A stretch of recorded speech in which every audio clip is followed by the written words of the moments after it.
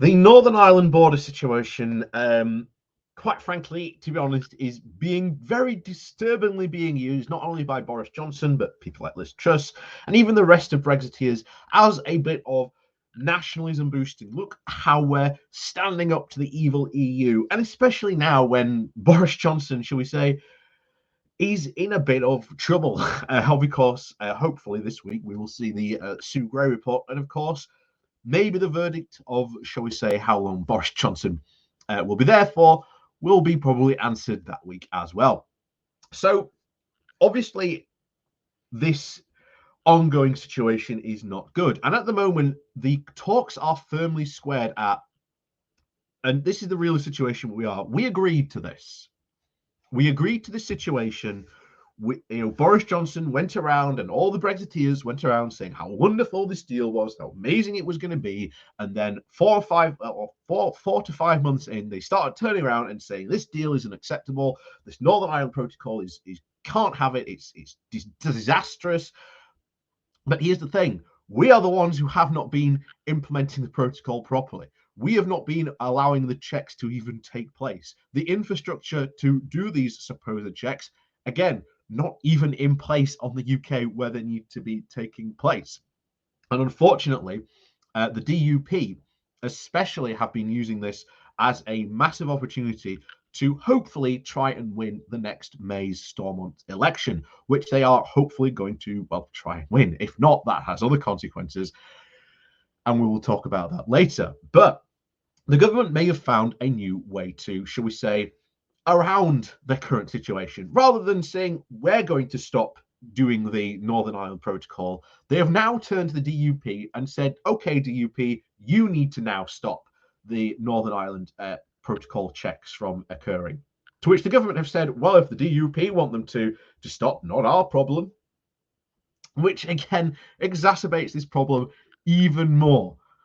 So let's find out in this probably next new saga now of what's going on, because even the DUP doing this and stepping up and acting in this way is also going to cause some serious problems as well, because as we've said before, it's not like the DUP have any solutions to this situation either, although to them a border between, shall we say a hard border between the north of Ireland and the Republic of Ireland, to them would probably be quite a happy coincidence for them, and quite happy about, neither to say, of course, that would have some very severe consequences elsewhere. But let's dive into this and find out what our intrepid Foreign Secretary Liz Truss has been up to. Bear in mind, and we've said this before, this could very well come back to haunt her when it comes to, shall we say, leadership election time. So before we do get into this, please do remember to hit that like, share, and subscribe button. And of course, down below, there are links to my Patreon page and a one-off link called Buy Me Coffee, where you can, well, buy me coffee. And as always, thank you very much to all those people who do support the channel that way. So on with this. So this comes from The Independent with the title of Liz Truss says the government won't stop DUP from suspending Brexit checks. Foreign Secretary Liz Truss has said that the UK government will not intervene to prevent the DUP ministers in Northern Ireland from halting checks that are required under the Brexit deal. Ms Truss said that it would be up to the Northern Ireland executive to decide if its officials in the province should stop in the inspections of goods if ordered to do so by the DUP, Agricultural Minister Edwin Poots. The First Minister, Gavin Paul, said on Thursday that his DUP colleagues, Mr Poots, would order a stop to the checks, a move branded a stunt by Sinn Féin and other parties on the executive at Stormont. Sinn Féin's Deputy Minister, Michael O'Neill, claimed that the proposal would expose the DUP to public ridicule, said the civil servants would be obliged to defy any order from Mr Poots in such a direction would be unlawful. Asked if Boris Johnson's government would intervene, Truss told the Belfast Telegraph that it was a matter for Northern Ireland executive to decide upon. Despite this dispute obviously centres on whether Mr Poots requires the authority of the wider executive to actually conduct the checks and inspections on the goods arriving from Great Britain, necessitated by the Northern Ireland Protocol Agreement between the UK and the EU. He was claiming in recent court rulings that have clarified that such authority is required, and Mr Poots tried to secure the approval of the executive by asking for it to be voted on a meeting on Thursday. However, Sinn Féin used its own veto to prevent such an issue from being brought up on the agenda in the first place. Mr. Poots now claims that in the absence of a wider executive backing, he does have the legal authority to continue the Brexit checks. It is unclear whether he will formally announce that he has directed to halt them. But Mr. Gavin made very clear that the DUP intends to stop inspections. Edwin Poots is going to act. That is something that the DUP have said that they were willing to do, and this is what they are going to do.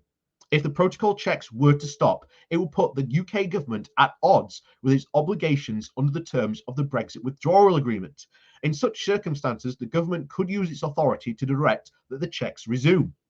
However, that could place it in a very uncomfortable position politically, given that Liz Truss is currently involved in intense negotiations with Brussels in a bid to try and significantly reduce the number of checks required under the protocol.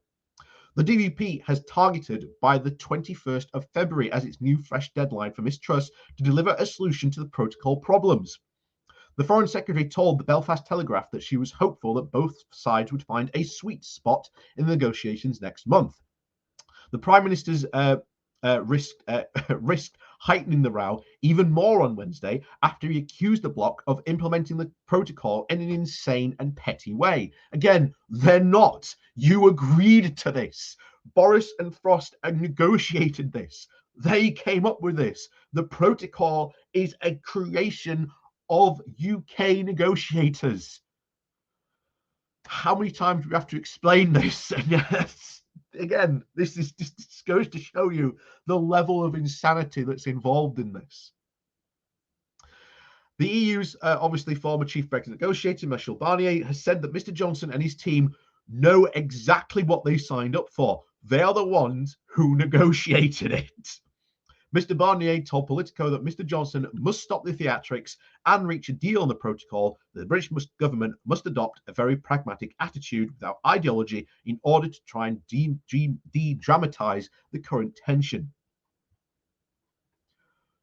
So this is, again, we're on the forever perpetual roundabout, and this seems to be it.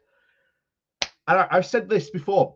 Two ways you really solve this. You either go, screw it, board a poll, and just let the chips fall where they may, and just see what happens. And then basically the Conservative Party can essentially cut free Northern Ireland, and essentially it's not their problem anymore.